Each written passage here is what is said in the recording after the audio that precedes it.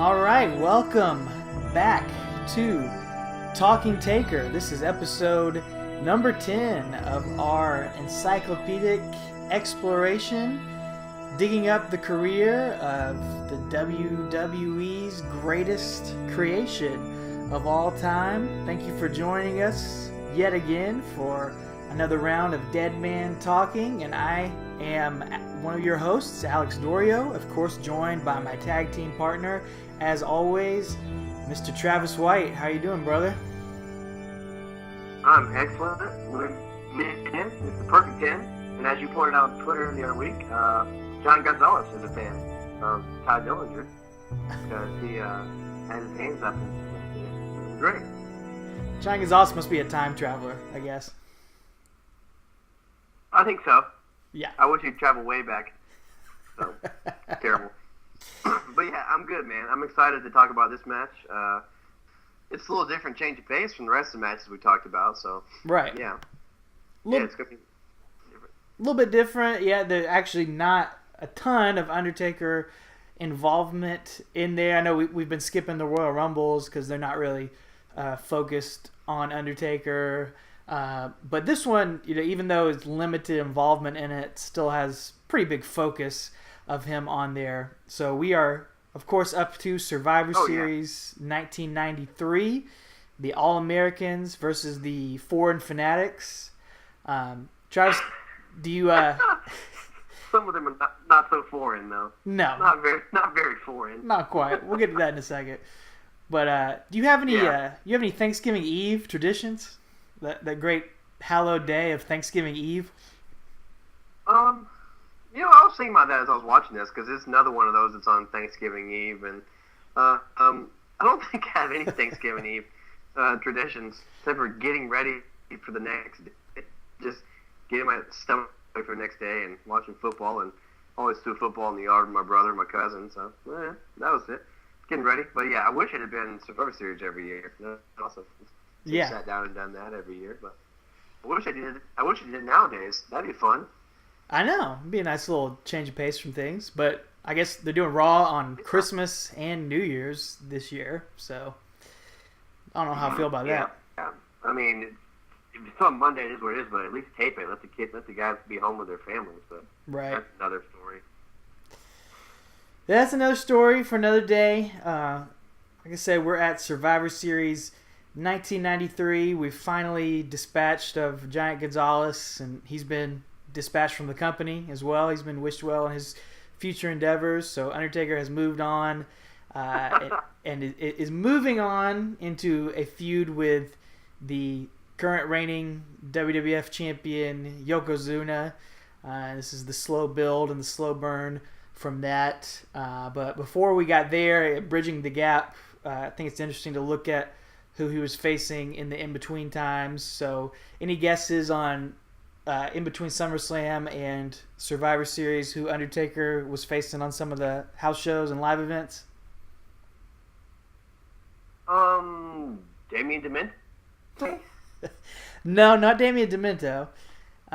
But apparently he spent a lot of time in some casket matches on the road against Adam Bomb. Ooh, Adam Bomb. Wow. That would be Brian Adams is in this match. Crush, yeah, not bad. He is the Undertaker, so. Yeah. Oh, we're going to get to them later, too, as a tag team with Chronic. That's right. 2001. I was just about to say that. That's right. Oh, man. An infamous match. Oh, yeah. Yeah. Yeah, very infamous. So, yeah, I have no idea. So, mm-hmm. Casket matches. I guess they moved on from coffins, huh? Yeah, I guess they're already moving on. Caskets. Interesting. You can't ship Paul Bearer's hammer around to every town, I guess. I don't know. His custom hammer. No. Don't want to lose that. Yeah. Don't want to lose that at all. We're here on Thanksgiving Eve again. It's November 24th, 93. In Beantown, the Boston Garden. I like to go to the Boston Garden. I feel like a lot of cool stuff happens there. Yeah, I love the look of it on there. I really, the super shows that they do now are cool and all, but I really like the smaller, intimate venues too. I think it gives it a cool, old school look to the show, for sure. Yeah. Yeah, absolutely. All Americans versus Foreign Fanatics. I guess at this point, we know Undertaker's from Death Valley, but we never. I guess I just assumed he was American, but here we are. It's certain in our minds that he is an All-American, which is just strange to see him be on that team, but gimmick it up like the rest. So we'll get on that. Get to that in a minute. Yeah, I guess a precursor to the. He'd become a little more patriotic as the years would go on. So glimpse into the future, Yeah. sorta. But the build for this match is really weird because it was originally announced as Lex Luger, team captain, with the Steiner brothers and Tatanka against Yokozuna, team captain, with the Quebecers and Ludwig Borga. But I guess just as to try to add a little spontaneity or something, a little twist to it, both teams lose a member on the way to the match. I think Tatanka got legit hurt. I'm pretty sure. I remember reading that. I'm pretty sure he got legit hurt. So that may be why he dropped out. I don't know why. Who's Carl Ouellette? Yeah, Pierre. Quebecer, right? Pierre. Yeah. Kayfabe, brother. Oh, yeah. But I'm pretty sure that Tatanka got legit hurt. And then that's what happened. But it was very strange. They just kind of substituted Undertaker in there. Undertaker gets brought in to take that spot and what I think most people really remember about this match, they at least remember there's a pretty famous image from the promo where Undertaker gets introduced as the mystery partner for this team, where he cuts a promo talking about his patriotism or whatever, and he opens up his jacket, and inside the jacket there is the Old Glory, like the Betsy Ross flag with the I don't know why he chose that flag to put inside his jacket with like the circle of the 13 stars in there. But really, pretty iconic looking, pretty neat looking. Reminded me of when Bono did that at the Super Bowl halftime show after 9/11. He's got the flag inside his jacket too. Probably got the idea from The Undertaker. Probably. Huge, maybe closet wrestling fan. He might be. Might be listening. He might be. He's awesome. So, yeah. Bono, if you're out there. Well, he's also not from America, but yeah. Cool. Oh, good point. Good point. And then maybe he is. We don't know. Anyway. The Foreign Fanatics end up adding the from the evil foreign nation of Hawaii, Crush to their team. Exactly. Crush. I was laughing because I was like, wait a minute, Crush is not foreign, and they announced him from Hawaii. That's in America. Do they not understand? It was just so bad. But this is when they're trying to put Crush over, and we'll talk about it in a minute, but this is when Crush is going to go on to some singles action against Randy Savage later on. Yep. So, fresh off his heel turn. Yeah. So, anyway, they started out with a backstage promo just before the match, and this is great. Yes. I loved it. Me too. Jim Cornette pretty much leads the promo, but this is just the Foreign Fanatics, which again, Jim Cornette's not foreign. He's from America. Kentucky. Raven is in there. Well, I'm sorry, Johnny Polo. Johnny Polo. At this point. He's there. Yep. And that's just hilarious. He's also not foreign, but it's you got who? You got Raven or Johnny Polo, excuse me. Jim Cornette, Yokozuna, Fuji. Yeah, also another. So there's three managers for the Foreign Fanatics. Cornette, Ludwig Borga, Jacques Rougeau, who they just call Jacques, right? They don't call him Rougeau. He's just Quebecer Jacques. Call him Jacques. Yeah, Quebecer Jacques. They're all standing there, and it's hard for me to not call him Raven. But Johnny Polo is just cheesing at the camera. It's so good. It's just smiling and nodding and everything. But Cornette does a really good promo, which he's always good at. And he eats Todd Pettengill live. I always hated Todd Pettengill, his stupid earrings. Shut up, Pettengill! What a tool. Cornette, yeah, what a massive tool. But Cornette just owns him here and tells him basically to shut up, and he doesn't know half the words he just used and all this stuff. So it's great. But I just wrote down here that Yokozuna, Ludwig Borga, and Fuji just stare at the camera. Mm-hmm. They just stare. They don't respond at all. But Jacques bounces and grins like a moron in the background. He's bouncing up and down, smiling. Polo again. He's making faces and reacting to everything Cornette says. But Cornette does a really good promo talking about this. The heart of the All-Americans are the Steiners. The mind is the Undertaker. He's the master of psychology and the psych out. But the soul is Lex Luger. Again, this is Lex Luger's big push. Right. He lost his match at SummerSlam against Yokozuna. Wasn't going to be awarded a rematch, right? But they're still on the Lex Express here, trying to push him as the next Hulk Hogan. Really good promo. It was a really good promo. I really liked it. Cornette, you can't go wrong with Cornette, so he's good. No, he was on fire here, and just going back and watching some of this 93 stuff and some of the 93 Raws where he comes in, and his addition to the Yokozuna entourage along with Mr. Fuji just puts Yokozuna over the top for me. I have a huge soft spot for Yokozuna because he was the first real major heel villain when I really was getting full blown into wrestling, and I still think he's super underrated for what he did. And watching these Jim Cornette promos, and that one especially, I didn't really appreciate when I was younger how great of a promo he was, but I mean, he was killing it here. He was on fire, and nobody scripted that for him but himself. And he knew exactly what to say to get you into that match. So it was fantastic. Absolutely. Oh yeah, it was really good. And you getting Yokozuna, as I mentioned in our first podcast, I was kind of in this time, just seeing stuff. But I remember Yokozuna. I always remember him, even when I was little. He just looked imposing, and he reminded me of Honda from Street Fighter, or Street Fighter 2 maybe it was. And that's what I always loved Yokozuna.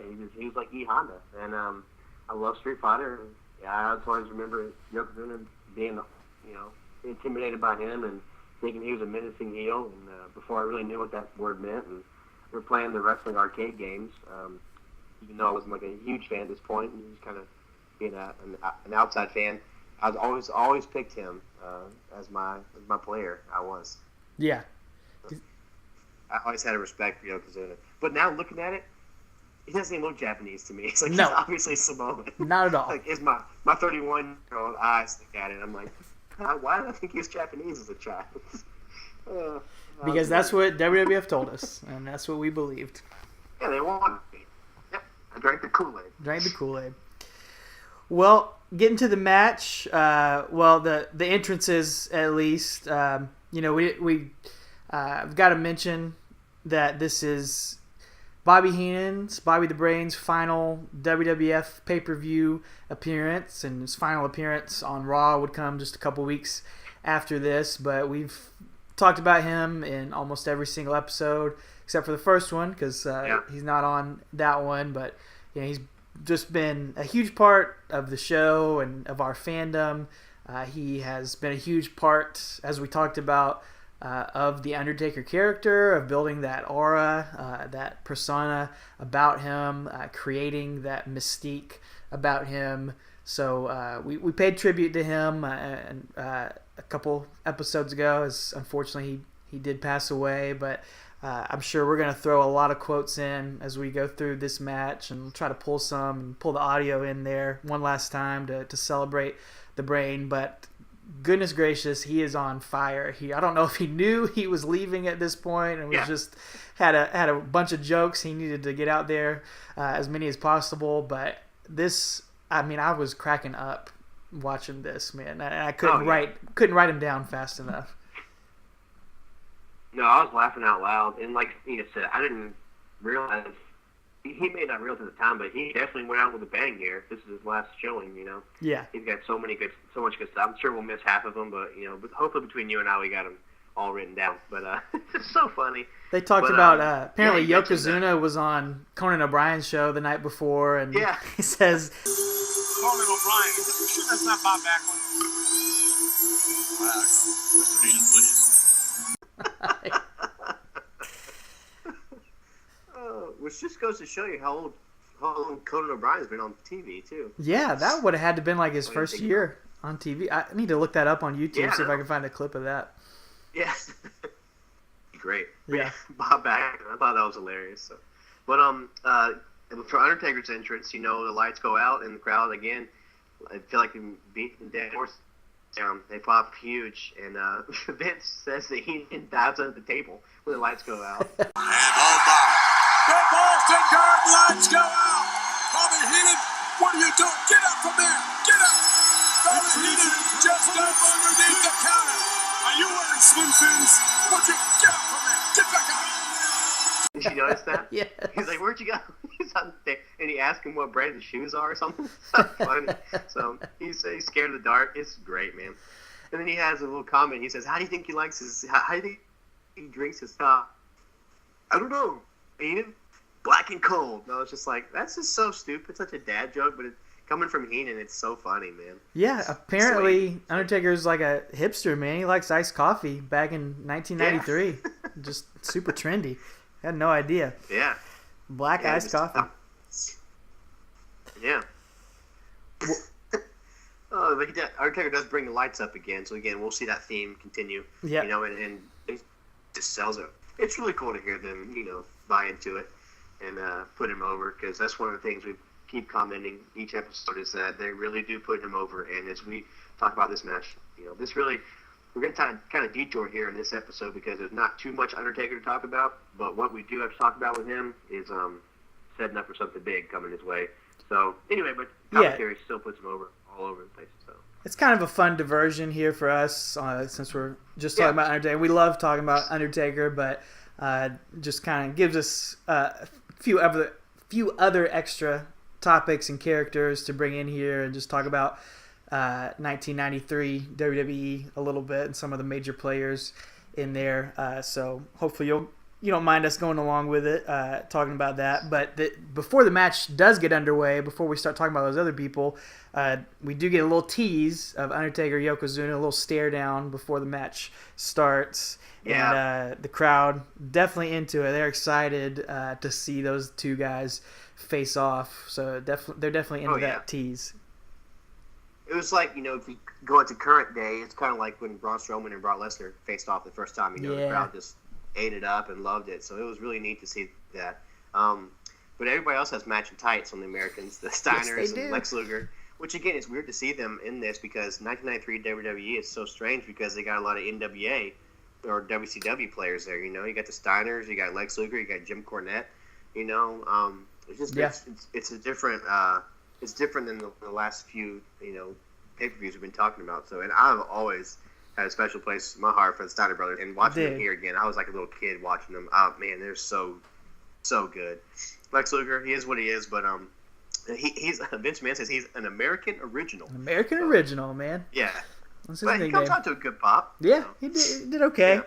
Dude, I literally wrote down, I friggin' love the Steiners in 1993. Man, they're just, they just murder people. They have no concern for anyone else's bodies or anything like that, and they're just throwing people around. And I mean, they were over too. Like the crowd, friggin' loved them. They really did. Awesome. They're so strong and so just ridiculous. But the matches. Go ahead.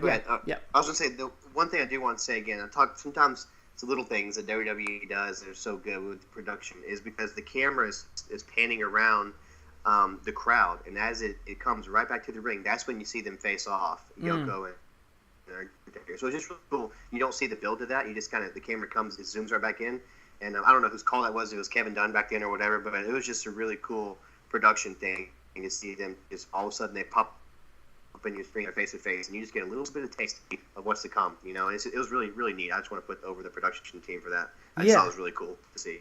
that production added to it. I mean, and in the ring too, it starts off real slow, real methodical. They have big long stare down between all the guys, but it was great. You know, Steve Austin always talks on his podcast about how if you feel like you're going too slow, then slow down. Like you always you want to drag it out and let the heat build, and you really feel that at the beginning of this match. They're taking their time. They're letting the anticipation build. They're getting the crowd into it. So I appreciated that. I thought they did a good job of it. Yeah, and this match goes 28 minutes by the time it's over, so you know, they have plenty of time to work. I mean, the Survivor Series match should be long like that. But yeah, it's funny. Even the commentary calls it out. They're like, there's a lot of standing around here. A lot of stalling. So I thought it was kind of funny. But start out, you know, we'll do a little play-by-play here. You got Scott Steiner and Jacques start out. So, and then do a little bit of, you know, throwing around. And then there's like a quick, it was funny to have the champ come in so early in the match. But, you know, it was. And then Rick Steiner comes and we was in. Just going, hoo, hoo, hoo, hoo. It was awesome to hear them all do the little dog chant stuff, and he's running around. You know, they didn't change their style up at all from WCW to WWF. They were the same guys. The fans followed them over here. It was really cool. They were super over, so I love it. And then we get old Ludwig Borga coming in, and my word, why are we supposed to hate Finland? Like, what are we supposed to? Did we ever go to war with Finland? Like, why are they our mortal enemies? Now, I never, even as a kid, I was like, is that a country that we're really supposed to care about? I never understood it. Well, the only thing I can think of is that he ends Tatanka's undefeated up until, I think, a week or two before this, when Ludwig Borga actually beats him. I remember listening on Bruce Pritchard's podcast. Conrad asked him, you know, okay, he beat him, then where'd you go from there? Right. Bruce was like, yeah, they didn't really do anything with it. Right. But they were going to. You tell they had big plans for Ludwig Borga. Oh, definitely. They put him over. They put him over hard, man. And as we get through the match, I mean, he stays in for a while. And he gets a super weird and sloppy elimination of Rick pretty quick into the match. What the heck happened there? Yeah, Rick jumps off the top and almost does what we, you know, Ludwig Borga was supposed to catch him like a power slam and do a roll through, kind of like John Cena does nowadays and does the AA. But he botched their man and just botches the catch and the power slam and then just throws him on the ground, and 3 count comes out of nowhere. Yeah. Which I remember us talking in Undertaker's first Survivor Series match like this, how the pinfalls came out of nowhere, and it really made it seem legitimate. Well, this was not one of those. This was a botch, and it was just crappy. Yeah, it was really bad. And did Rick get hurt? Not one of those where it looked like it to me, man. He looks legitimate. I wrote that down too. He looks legit hurt. His tag teams seemed legitimately concerned for his well-being. And the announcers were too. It was weird. Yeah. And then Bobby starts saying that Scott's not gonna know what to do without Rick. See, this is going to hurt them. I'll tell you why it's going to hurt them. The Steiners used to being together all the time. They even sleep in the same bed. It's like a crib. They have jammies and stuff. But anyway, they're used to being together. Oh, he's so good. So good. See, I missed that one. I didn't even write that one down. There's so many good things there. Oh, man, he was rolling. Scott's in versus Jacques again. And I think it's cool. He press slams Jacques into Crush, which is kind of cool. Yeah. And then Crush comes in, he tags in, and I just wrote here, why is he foreign? He's from Hawaii, which we've already talked about that. And then my next note I wrote is, I love the Steiner brothers, which we already mentioned too. Yes.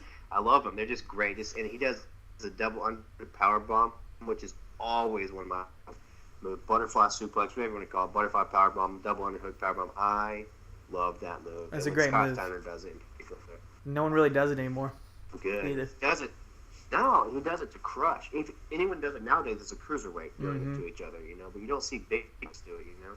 I feel like somebody, just Samoa Joe should use that move now. Yeah, you know? Some big guys. Good. But I always love when Scott Steiner did it. Whether he had his long-haired mullet or he was Big Papa Pump with his, you know, chainmail, I don't care.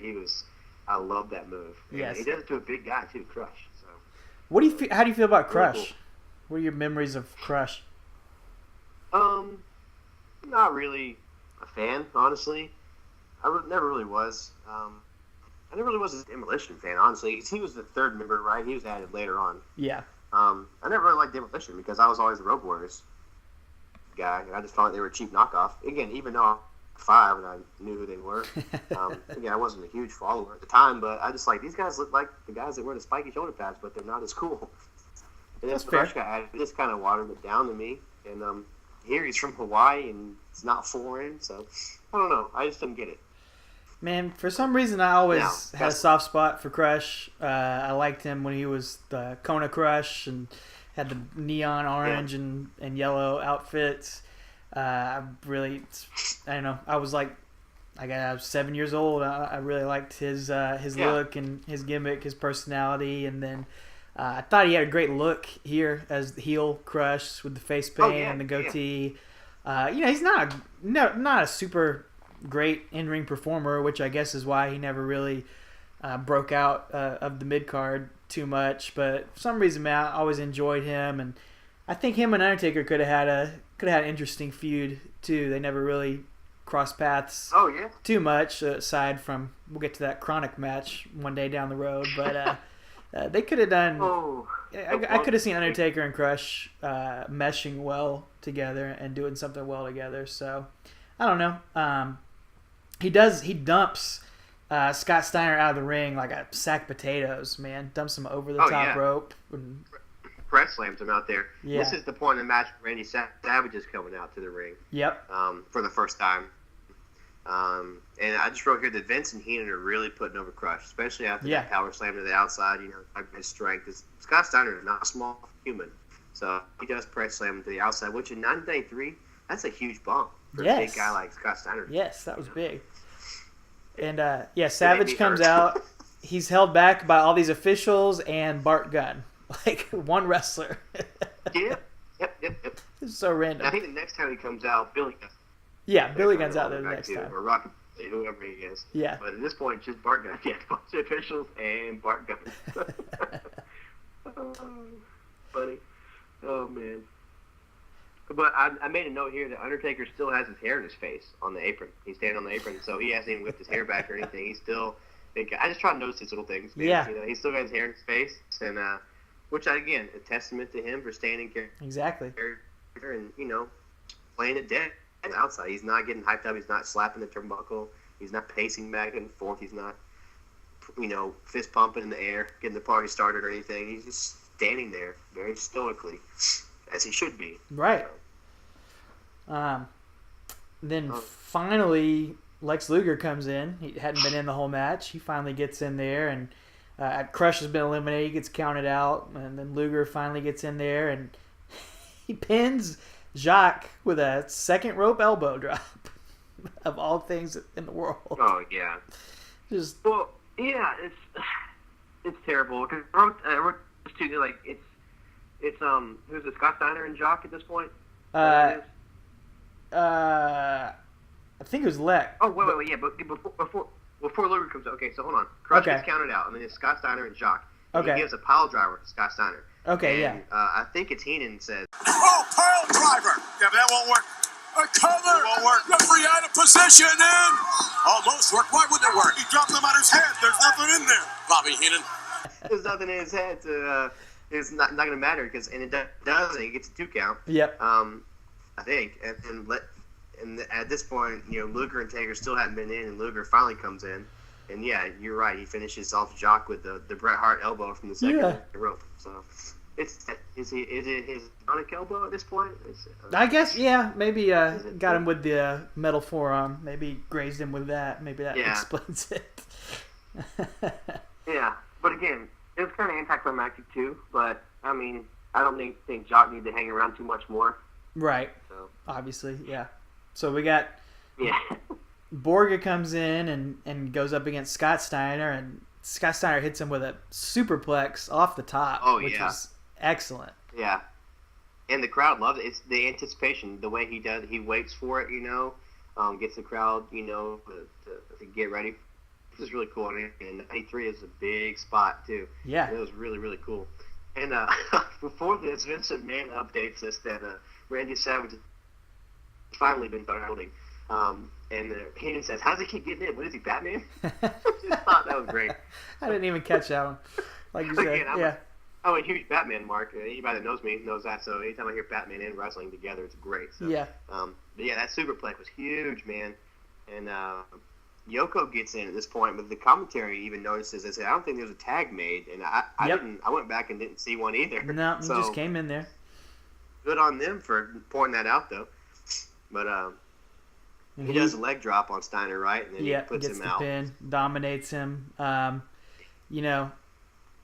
Everybody talks about like the legendary Ric Flair run, his 1 year in WWE or WWF from like late '91 into early '93, and just how awesome it was for that 1 year. I mean, the Steiner brothers were really just there for almost the same amount of time, like late '92 into early they and I think their run is just incredible. I wish we got more of them in WWF back then, because they were killing it in this match. They killed it. They're on a lot of those 1993 Raws, all the pay-per-views in '93. So good. They're just awesome. But they really were. But at this point, now we get down to the nitty-gritty, and Bobby Heenan and Vince McMahon saying it at the same time. And the count. Oh, no. Oh, now we're down to the nitty-gritty. What?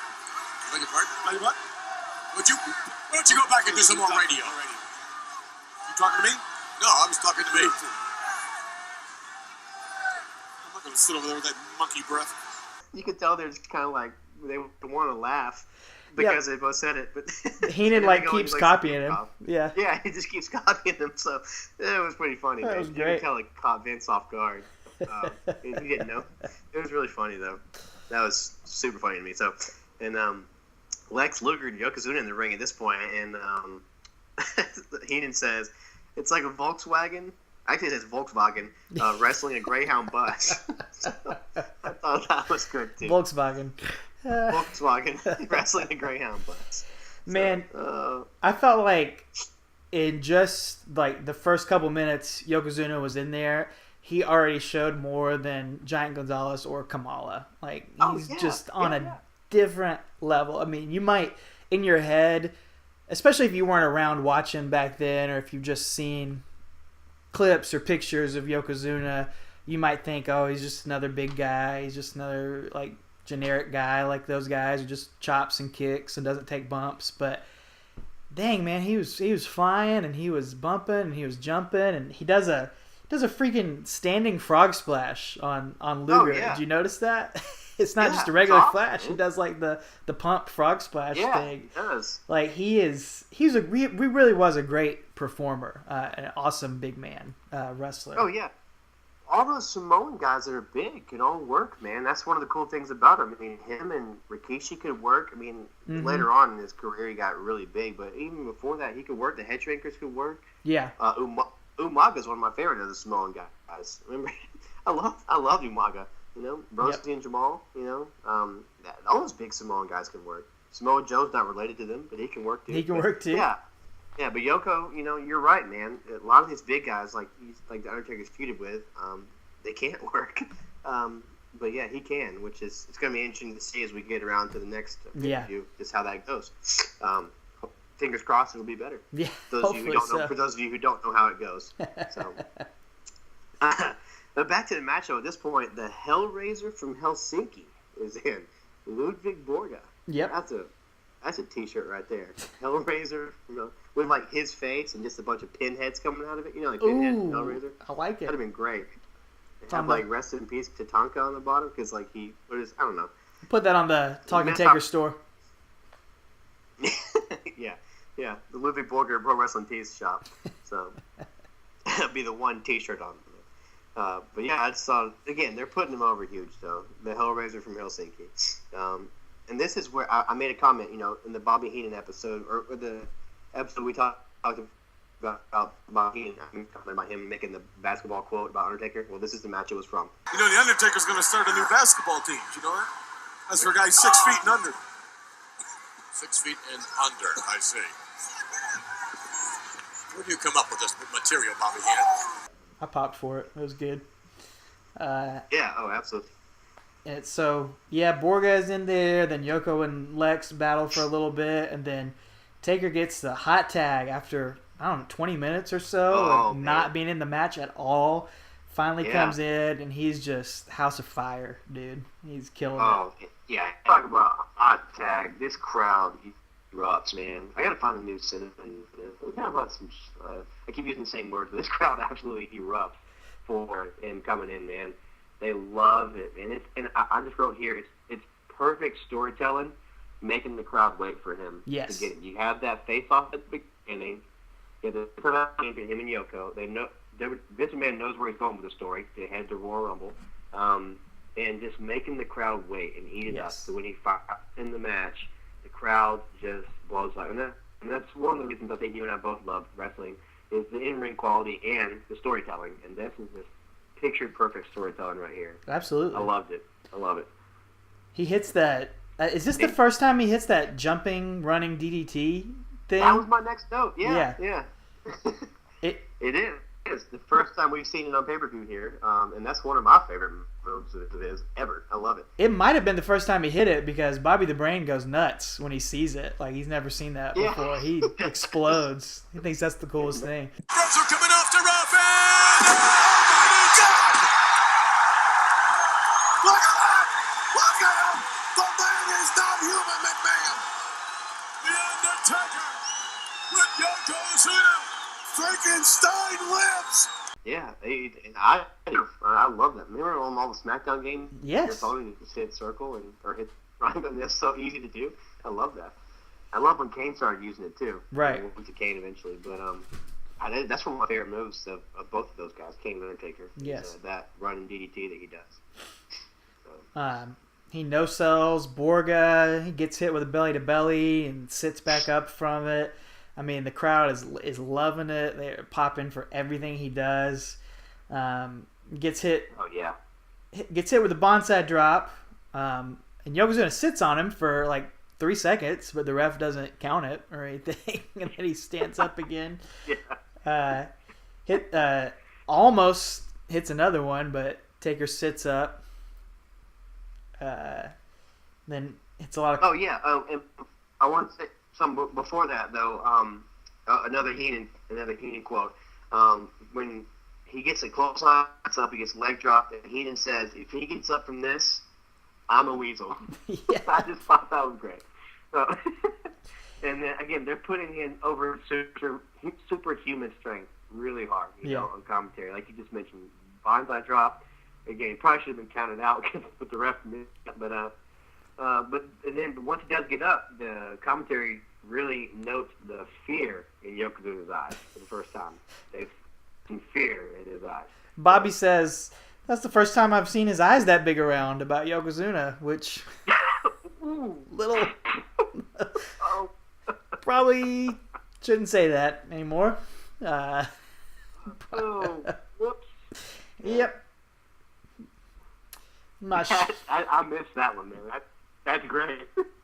Yeah. I don't know if it's great, but it was something. Oh, no. I mean, yeah. I don't know if it's great, but that's hilarious. Yeah. Can't say that anymore, for sure. No, not anymore. Then they head to the outside. Oh, go ahead. I was going to say, he hits the diving close on, then they head to the outside. Go ahead, take it from here. Well, they start flinging. Yokozuna hits Undertaker into the stairs, and he totally no-sells it, and then just picks Yokozuna up and throws him into the stairs, which was a great spot. Yeah. Oh yeah. And they get counted out super quick. Taker and Yokozuna. Referee is on top of the ball and counts them out immediately. Both those guys, clearly they're trying to protect both of them because they know what's coming up next. At the Royal Rumble, they're going to be building to a one-on-one championship match with those guys, so you don't want to beat either one of them. It's a cheap finish for this match, but there's something bigger at play, so it's understandable. Leaving something up to the imagination, and it protects both of them, so I get it. Yeah. It leaves that little cliffhanger, that the chapter's not complete here, next chapter in Undertaker's story is not complete yet. It's got to be continued, you know. And I wish I would timed how long it was that he was actually in the match, because it's probably only, 3-4 minutes at the most? Yeah, I mean, can't be more than that. He's not in there long, just gives the crowd a little appetizer, whets their appetite for, what's going on. And, I mean, shoot, I already know where this is headed, and I wanted to see it, you know? Exactly. Me too. 24 years later, I'm like, man, I can't wait. I can't wait to get to the next match, man. So, it's awesome. Yeah, they have even this far on in the future, so I love it. So, but yeah, he and Paul Bearer leave up the aisle, and it's just down to the old Hellraiser from Helsinki and the American Lex Luger. So American original. They're really trying to get Borga over here. And the crowd is so into Undertaker and Yoko, and it's just the total opposite of Borga and Luger. The crowd really dies when Taker and Yoko are out of there, and like I wrote, you can almost hear Vince on commentary kind of giving up on Lex Luger, like in real time as you're watching the crowd die, and you're watching the intensity in the ring die when it's just him and Borga out there, and Vince's enthusiasm is kind of dying out too. Like you can almost kind of tell him kind of giving up on Lex Luger right then and there. Yeah, which is much what happens. Yeah, pretty much. Yeah, and Cornette and Johnny Polo distract the ref, and Big Borga hits Lex Luger with a bucket from Mr. Fuji. Yeah, the salt bucket. Coke bucket or whatever. That's commitment from Fuji and Polo and Cornette to stay out there, because their guys were already gone, but they stayed out there and supported their teammate. So kudos to those guys. Hey, look at that. Yeah. That's true. I didn't even about that. Nice analysis. And then I wrote here again. Lex Luger's never been noted for his in-ring ability, but he hit the absolute worst leapfrog that I have ever seen. And you and I have watched thousands of hours of wrestling matches, and bad wrestling. Plenty of them. This is hands down the worst leapfrog. He runs at Borga, who's bent over, and instead of looking over him, he just kind of goes to the side and raises his right leg up and bounces around him. It's so bad. Oh, it's so not bad. Pretty. No. Oh. And then he hits him with his elbow, forearm, whatever it is, and 1, 2, 3. 1, 2, 3. Yeah. And then we get snowflakes. Snowflakes and Santa Claus to end the show. Lex Luger celebrates.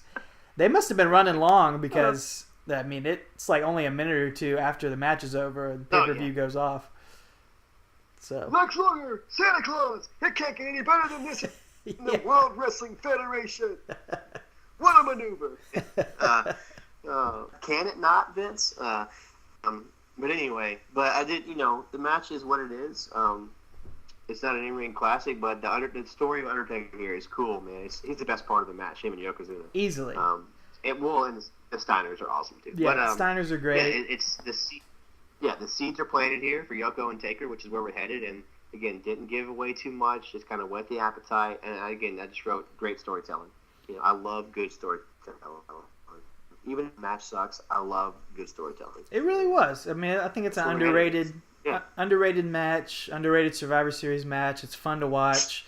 The only really dull spot is the last couple minutes with Luger and Borga, but it's it did build to something. It's telling that story too. It's giving Luger a much needed win, trying to rehab him after SummerSlam, but turns out he was really, there was nothing you could do to rehab after that failure to defeat Yokozuna then, or winning only by count out in that match. Just one of the big epic fails of all time. I wrote down, I felt like it drew a parallel a little bit to current day. Like, to me, it felt like Luger and Borga you got Luger and Borga and then Taker and Yokozuna, and I feel like comparing it to now, it's like Jinder Mahal and Nakamura, and then Kevin Owens and Shane McMahon. Like, you've got one feud that's supposed to be the main feud, Nakamura and Jinder Mahal, and it's the WWE Championship, and it's supposed to be the main feud, but like no one cares, and they're trying to force it, trying to make it happen, and what the crowd really wants is this other thing, but it doesn't feel like it's supposed to be the main thing, and that's Taker and Yoko, and then Kevin and Shane. So it's just, I don't know. You try to force some things, and then some things come natural, and some things never change. Yeah, that's true. Some things will continue to get shoved down your throat, but it is what it is. But yeah, you're right. I like your quote about Vince giving up on Lex here, because I think you're right, man. I think he just saw, whoops, should have gone with Undertaker. Like, this is the man, that's where we're headed. So, again, and I'll be honest, looking at the match and seeing that it was 28 minutes, I was like, man, this is going to be a snooze fest. But I was into it the whole time. Until the last couple minutes, But it was fun. It was fun. Definitely more fun to watch than their previous 4 matches were. So maybe that's why it seemed a lot more fun than maybe it was. That's I don't know. Maybe we just have watched so many bad things over the past few weeks, and this was just worlds better. I don't know. But before we leave, I just mentioning that, I thought it'd be fun.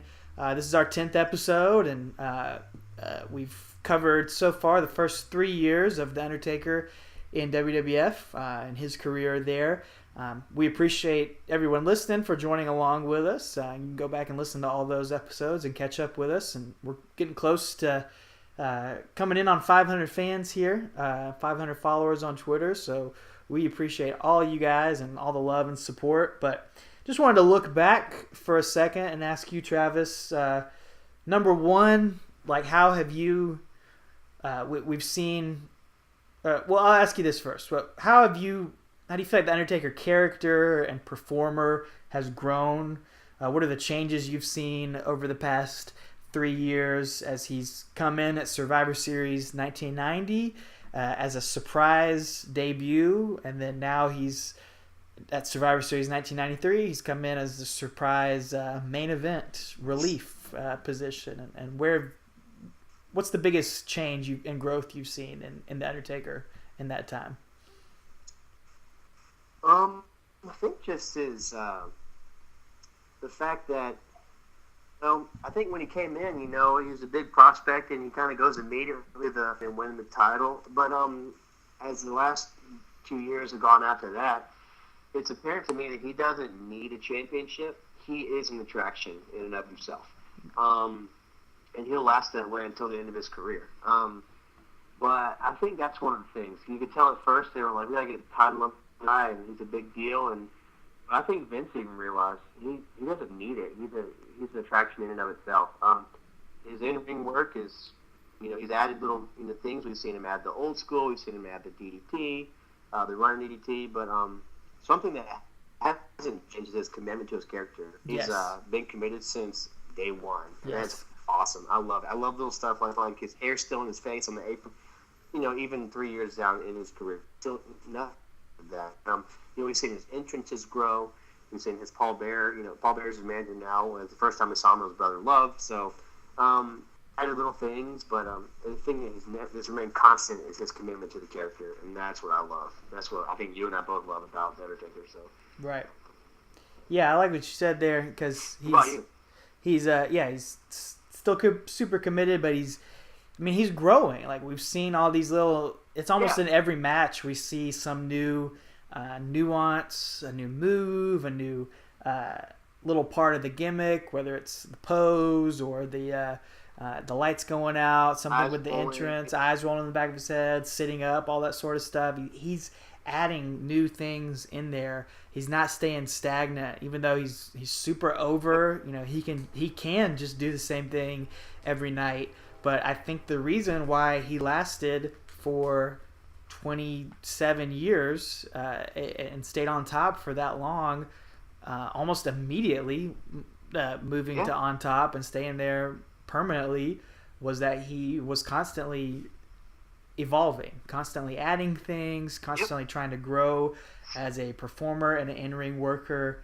And I just think it's cool that, like I said, he's gone from being that surprise debut, the rookie, 3 years ago, to another Survivor Series 3 years later. He's coming in to be the star power, to be the main event guy in there. Yeah. And he really is the main attraction in WWE at this time. And as we head into 94, he's not ever going to hold the WWF Championship. I know I just go back and forth with WWE, WWF, but he's never going to hold the championship during that year. But he is the main guy for 1994, even though he goes into his first hibernation in 1994 during the summertime. But he's on 3 pay-per-views, and he is the main event on all 3 of those pay-per-views. So, it just goes to show you his star power and his drawing power, I believe. Yeah. And he doesn't need that title. He is attraction in and of Exactly. himself, so Yeah. really cool. So, out of the first 10 matches, what do you think is his best match and worst match out of the ones that we've seen? Not his first 10 pay-per-view matches. Yeah. Okay, yeah. You know what? I'm looking back at my notes here. I think probably my favorite match so far. It's probably been the one with Jake the Snake at WrestleMania 8. I think because I'm looking back, he had finally turned face. It was organic the way it happened. But I remember just noting when we talked about it that he didn't change anything about himself, or where he carried himself, or anything he did. He's still the same guy, but he was a face now, and the crowd was loving it. And again, he's in there with Jake the Snake, one of the greatest in-ring workers of all time, one of the best to never hold the title, the main title. I think that might be, and it's a short match. He kills her, but I think that that's probably my favorite one, match so far. My least favorite is either one of the Giant Gonzalez matches. Probably the WrestleMania one, because it's the one almost blemish on the streak. It's the DQ with the chloroform, kind of lame. But that's probably my least favorite match so far. Yeah. What about you? I was gonna say the same thing for favorite. Just it's we really haven't seen the Undertaker not anywhere near his peak as a in-ring performer, as a worker, as they say, and we won't see that for a while, really. But they have him and Jake the Snake. We talked about it on that episode. It's 5 minutes. They do like 4 or 5 moves in the entire match, but they tell a heck of a story, and it's a really fun match to go back and watch. Even if it's not a technical masterpiece, it's entertaining, and it does what wrestling's supposed to do. It tells a story in there. So I'd say that's a favorite. And this one was really fun to watch too, the Survivor Series match. But least favorite, I'll say the SummerSlam Giant Gonzalez match, just because I like the atmosphere of WrestleMania 9. I feel like if anything, Giant Gonzalez is slightly more motivated and into it back then. Like I said on the last episode, I felt like he could not have cared less in that SummerSlam match. Plus, they built up that stipulation for the Rest in Peace match, which was such a letdown, and that match was just frustrating and stupid to me. So I'll say that's the worst of the bunch so far. And there'll be more good matches, and there'll be a lot worse matches as we continue on this journey, but that'll be for another time. We want to, again, spoiler. We want to thank you for listening. Like we said, we appreciate all the feedback and all the support, all the comments. We'd love to know your favorite Undertaker match of the first batch of these episodes, and your least favorite, and what you're looking forward to in the next few episodes. We'll get to all of them eventually, one match a week through the Undertaker's career. Here on Talking Taker, you can follow along and subscribe to the journey. Follow us at Talking Taker. You can follow me at Alex Doriot, and Travis still not on Twitter, but I'll pass him the feedback, and I know he checks the website quite a bit, so he gets all your feedback too. All the time. So you can subscribe to us on iTunes and on Google Play and on YouTube. Just type in Talking Taker on all of those. We'd love for you to follow along. Give us all the feedback that you want for this episode and all the episodes. And if you were there in Beantown, of course, let us know. Of course, please let us know. We're still waiting to hear from somebody who was there.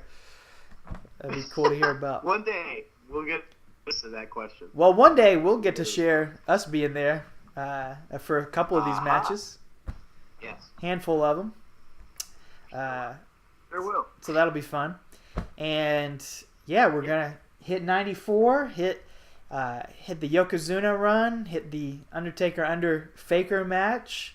And maybe I've got an idea for a bonus episode here. So maybe when we hit milestone follower mark, we'll venture out of the pay-per-view matches for just a quick bonus episode. But we'll let you know when we get there. Maybe when we hit 500 finally, or maybe 1,000 or something like that. We'll toss a bonus episode from around this time period in there. But until then, you got anything else, brother?